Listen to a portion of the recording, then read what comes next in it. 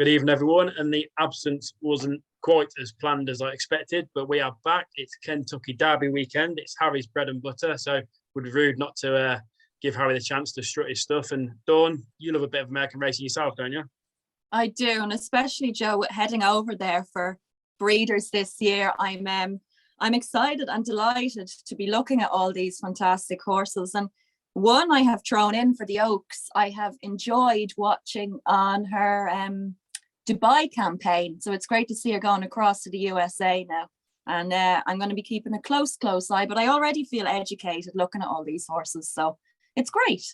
And Harry, everyone knows this is your passion, it's your bread and butter, and you can't wait, can you? Yeah, absolutely buzzing, mate. Hopefully we can find some winners. But we're going to cover a few horses here. Hopefully we can get a run for our money. And like you say, if we get a few more people into American racing, get you on it. Nothing more can ask from that. Yeah. Talk us, Churchill Downs is where it's staged. What's that like as a track? Is it? Yeah, well, it's very simple in America. Nice round track. Really nice and big. Unless you're stuck on the inside, you get a fair chance. And like you say, plenty of runners. There'll be a lot of scrimmaging at the start. But like you say, as soon as they're at the top head straight, like I say, everyone for himself. Yeah, and we're going to start off with the Oaks, which is the sister race to the Derby for 3-year-old thoroughbred fillies. How crucial is like the gate, the start in races like this? With American racing, it all relies on the gate. They go a fanatic pace, especially the top horses. Like you say, you've got your Wesley Wards. If you have one in there, they're going off like the clappers. Like you say, they're trained there. They go from the gate, they time it to perfection. Not like here where stop, start, sprinting, very tactical. Yeah, it's one of those. If you're drawn on the low side and you miss it, you're going to be right at the back. But then if you're drawn in a car park, you need to be ridden promptly to get a spot, or otherwise you're getting all that kickback. And like you say, your race could be lost in the first 2 furlongs. Yeah, I was looking back at the history of this race, and the longest price winner was 47-1, which was Lemons Forever in 2006.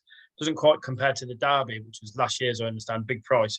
So you kind of want to look to the head of the market, don't you? Yeah, unless they go stupid, you always want to be forwardly placed.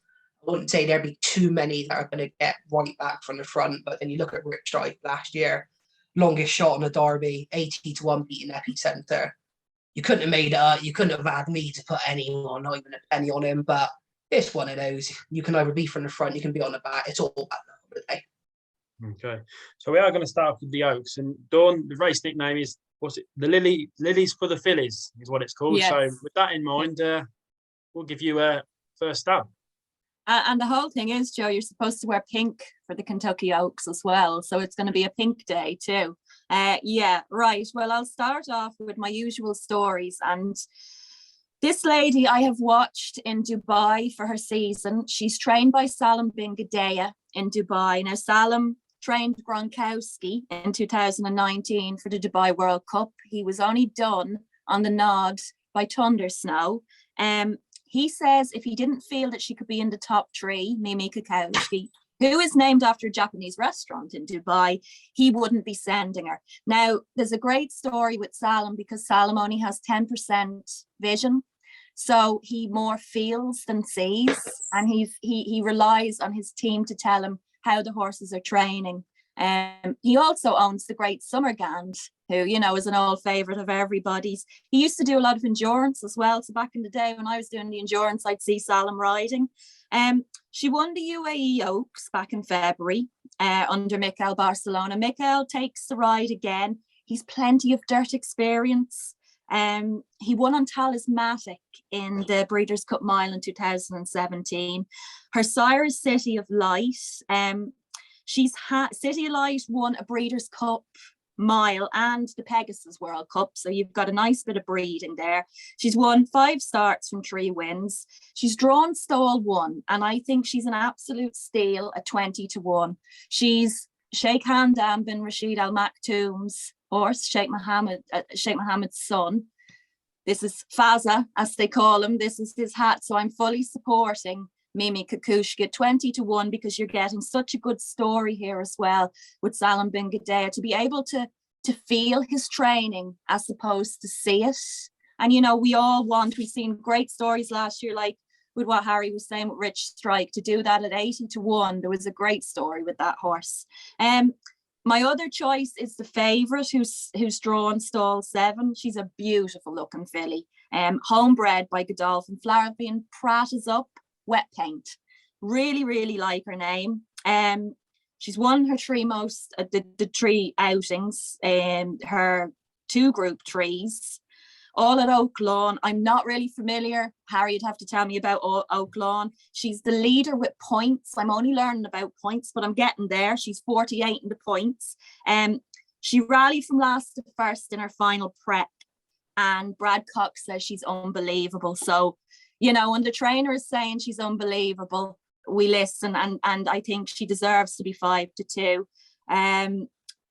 Brad trained She Dares the Devil to win this in 2020, and also Monmoy Girl in 2018. And good old Wonder Wheel, okay? She was named champion filly in 2022, and I feel a bit sorry for her because I was looking online and there's a lot of people digging her out. And how can we forget how good she was last year when she was, you know, she won the juvenile, the Breeders' Cup. Her sire is Into Mischief, and he's also the sire of Mandaloon, who won the Kentucky Derby in 2021. She's from stall 5, which is good. She's 12-1. Mark Cass trains her. He's a Hall of Fame trainer. She's just waiting to get into the winner's circle as a 3-year-old. But I think, and what do we always say on this when we were with our national hunt buddies? We say a good horse never loses form. She won 3 stakes last year. So how can you forget that? Now, she scoped clean after her 6th back in February at Keeneland. It was a head scratcher. She ran below par. But I think at 12-1, she's a real steal. So again, Romance, Mimi Kikuchi, a steal, Wonder Wheel. And then I will say the beautiful filly Wet Paint seems to be the one that they all need to beat. Okay. A good horse never loses form, but we won't talk about Shotgun, will we, Dawn? That's National Hunt.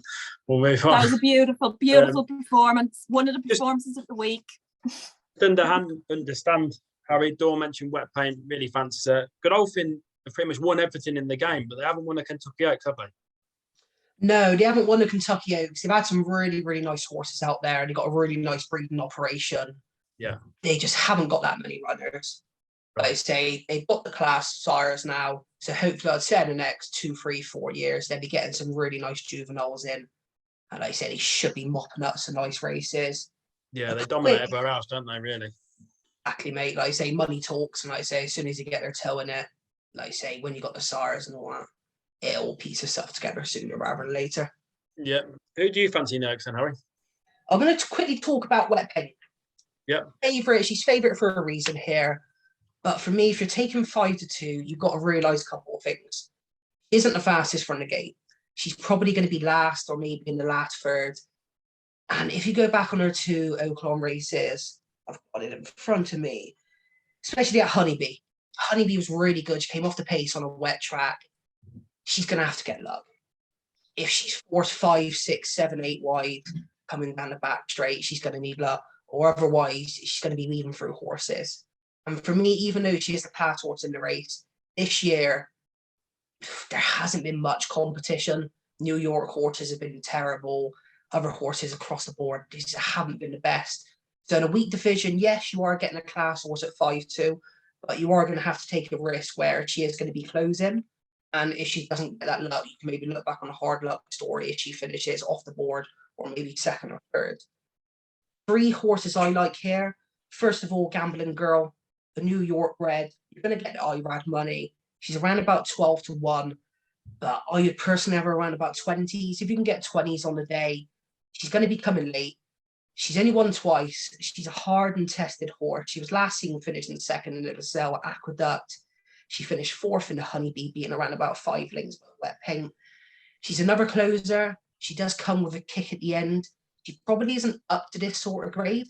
But if the race does fall apart and you can get around about 20-1, you've got IRAD on tees on board. Absolute top jockey over in the States. And like I said, 20-1. it wouldn't surprise me if they're paying 4 places. She could hit the board.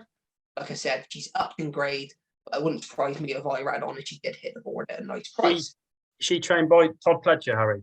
Yeah, she's trained by Todd Pledger. He's one of the main managers. You know, what I understand, if he wins this weekend the Oaks, he joins all-time 5 winners in the race.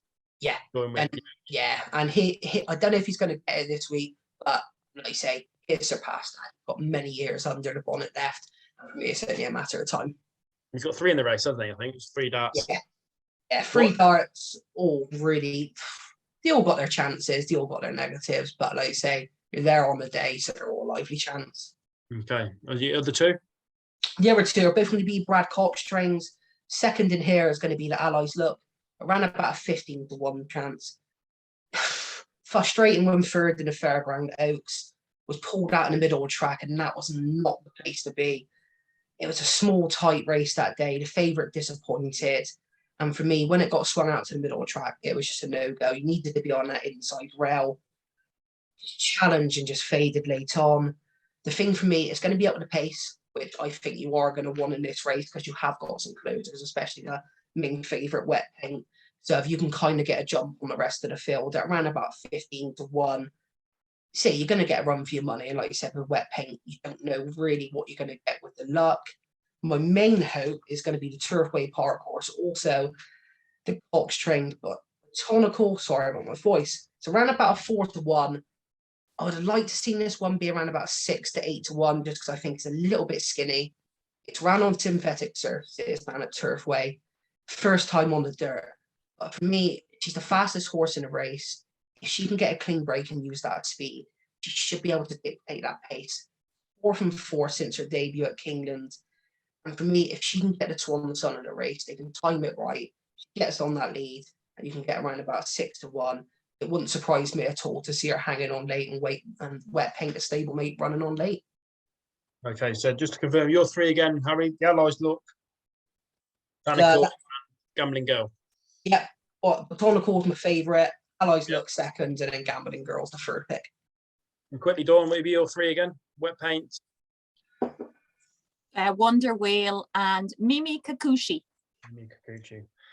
Okay, so that's Friday's Kentucky Oaks. We're going to move into the Kentucky Derby now, which again is Saturday night, Harry, about midnight, isn't it? Our time? Yeah, give or take. They're just estimates, but you would hope, thank God, it'd be just before midnight. Yeah, so I know it's an American race, and it is estimates, isn't it? Yeah, I've seen some golf way early in, and I've seen some, especially at Charles Tank Golf, run about an hour and a half late. So God forbid that happens. Hopefully we get around about 10 minutes before or after. And it's a big one. It's a big one next year. This year is the 149th Derby. I understand. So next year's the big one. No doubt, Harry, you'll be doing everything to get yourself over there for that. Oh, definitely, mate. I'll be trying to get all my contacts to try and get over there, even if I got to pay for it. I'll be finding a way over. There's some good horses that have won this race in the past. Dawn, Secretariat, no horse you've loved. American Pharaoh and Justify.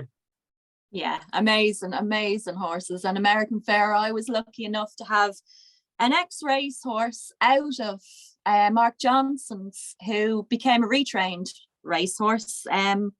He was related to American Pharaoh, an empire maker. So, you know, that American breeding, it stands up. I also had another guy who was by Tickenham. So, and we've got an Animal Kingdom who, as I look out the window, I can see her walking past. So, you know, you've got all that good American breeding in there too, which is always very interesting, you know. But to me, looking back on the derbies and that, I don't know whether Harry will agree with me, but I think Secretariat, although neither of us were in the world at the time, to go back and watch it over and over again, and I sleep under him every night. And dream about that race, and the film was fantastic too. I think he was one of the best race horses that ever existed. I totally believe that. He was just mesmerizing. Okay, this is the first leg of the American Triple Crown. The Run for the Roses is its name, Harry. And obviously, I'm looking forward to the race, and I'm not even involved in American racing that much. But Dawn, who do you fancy for the Kentucky Derby? Okay, well, I've got another 3 here, and they're decent prices. So I'll start off with the Gorgeous Grey, who Amelia Green does. And if you remember Life is Good, another really good horse who done his American campaign and this campaign in Dubai, she's she's Tapit Trice's groom. Now, in his passport, he's down as Grey Roan. To me, he looks grey, but the great Todd Pletcher has him. He was 1.3 million as a yearling in the Keeneland sale, so that's big money, honey. 4 wins and 1/3 in his career. He won the Bluegrass Stakes back in April by a neck. He's a very, very long stride. Having gone back and looked at him a couple of times now, just to learn a little bit about him. Not only that he's gorgeous, but he's got this long, long stride. With him being drawn stall 5, he's going to need to go wide, I think, with Louis Sayas. His earnings so far are $883,000. Tapit is yet to produce a Kentucky Derby winner, and I think if it's going to happen, it will happen Saturday night with this guy. He ranks 4th with 150 on the Kentucky Derby leaderboard.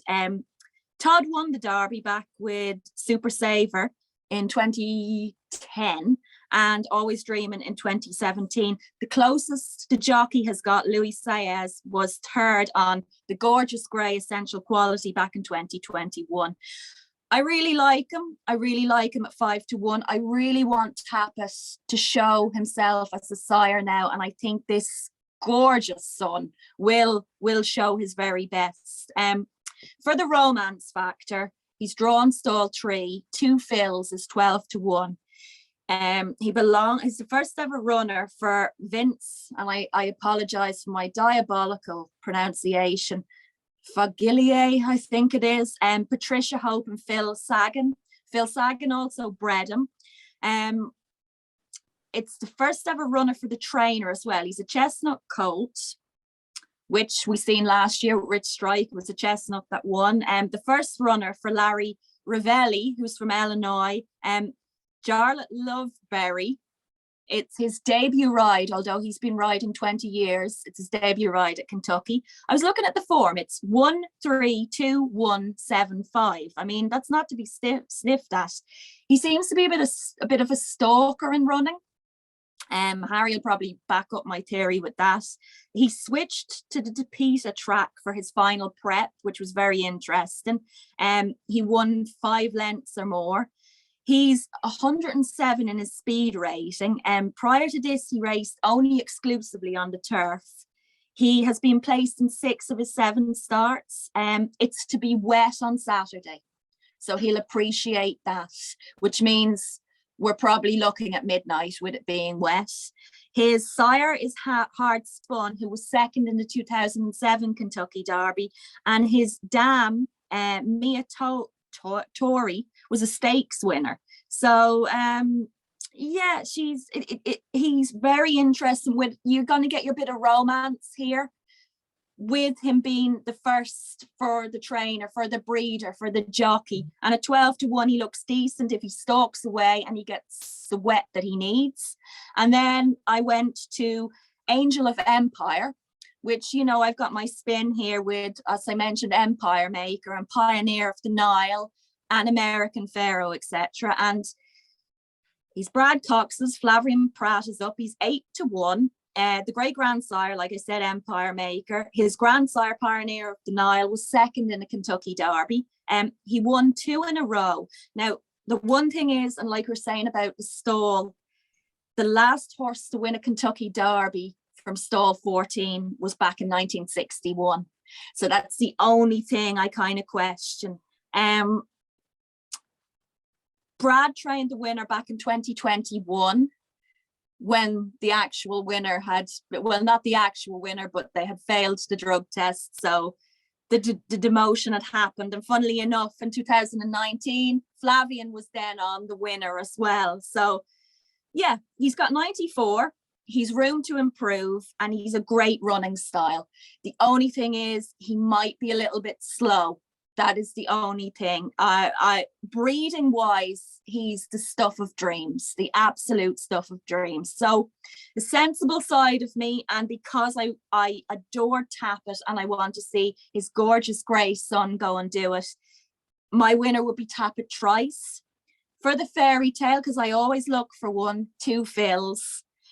An Angel of Empire, I think, could run a very big race. I really, really do. I think he'll place. I don't think he'll win. I think he'll place. So Tabit Trice for the win, 2 Phils for a bit of romance, and Angel of Empire to place. Okay. So we mentioned Harry last year, Rich Strike, second biggest prize winner in history at 80-1. This year, when the commentator famously says riders up, are we going to get another shock? No. Looking at it from a sensible head, I think there's only one horse that's really going to win this. And Saying that with a bit of a twinkle in your eye, Harry.